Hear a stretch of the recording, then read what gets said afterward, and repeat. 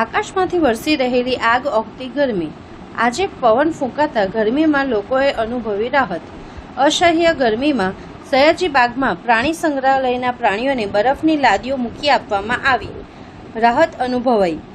સયાજી બાગ પ્રાણી સંગ્રહાલયના મેનેજમેન્ટ દ્વારા ગરમીમાં પ્રાણીઓના આરામ, આરોગ્ય અને સલામતી સુનિશ્ચિત કરવા માટે પ્રયાસો। નમસ્કાર, હું જણાવવા માંગીશ કે અત્યારે જે ગુજરાતની અંદર સમગ્ર ઉષ્ણ લહેર હીટ વેવ જે પસરી ગઈ છે અને અઠવાડિયાની જે હવામાન ખાતા દ્વારા આગાહી આપવામાં આવી છે, આ પરિસ્થિતિને ધ્યાને લઈ અને વડોદરાના શ્રી સયાજી બાગ પ્રાણી સંગ્રહાલયમાં પ્રાણીઓ પક્ષીઓને હીટથી કોઈપણ પ્રકારનો સ્ટ્રેસ ન થાય તેની પૂરતી કાળજી ઝૂ વિભાગ દ્વારા લેવામાં આવી રહી છે।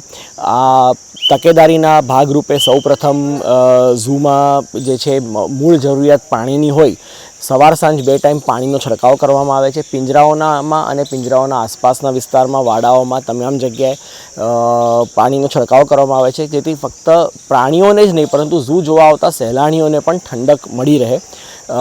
જે પ્રાણીઓના મોટા વાડાઓ છે એની અંદર અમે સ્પ્રિંકલર્સ ગોઠવી દઈએ છીએ।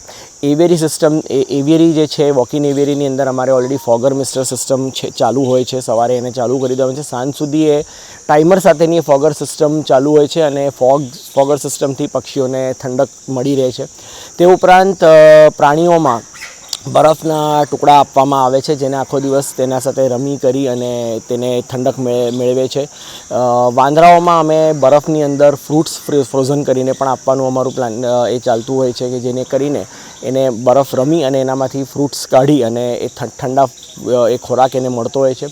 તમામ પ્રાણી પક્ષીઓના પાણીની અંદર વેટનરી સપ્લિમેન્ટ, આપણા જે માણસમાં જે ગ્લુકોન ડી કે ORS જેવા સપ્લિમેન્ટ જેવા વેટનરી સપ્લિમેન્ટ્સ આવે છે, ઓગાળીને રાખી દેવામાં આવે છે, તેથી તે પાણી પીવાથી પણ તે કોઈ પ્રકારે પ્રાણી પક્ષીઓને ડિહાઇડ્રેશન ન થાય, સમગ્ર રીતે હાઇડ્રેટેડ રહે। વાઘ જેવા પ્રાણીઓને એના પિંજરાઓમાં હોજ ભરેલા હોય છે, વાઘ છે, હિપ્પો છે, અને તેઓને પાઇપ વડેથી નવડાવવા પણ દેવામાં આવે છે। સમયાંતરે તેમના પર પાણીનો છંટકાવ કરી તેમને ઠંડા રાખવાનો પૂરતો કામગીરી ચલાવવામાં આવે છે। તે ઉપરાંત ખોરાકની અંદર ખાસ કરીને વાત કરું તો સિઝનલ ફળફળાદી અને શાકભાજીનો ખાસ ઉપયોગ કરવામાં આવે છે, તેનું પ્રમાણ વધારી દેવામાં આવે છે, જેમ કે કાકડી, તરબૂચ, શક્કરટેટી ઇત્યાદિના પ્રમાણમાં વધારો કરી ખોરાકમાં આપી દેવામાં આવે છે, જેથી કરીને પ્રાણી પક્ષીઓને ખોરાક મારફતે પણ હાઇડ્રેશન મળી રહે।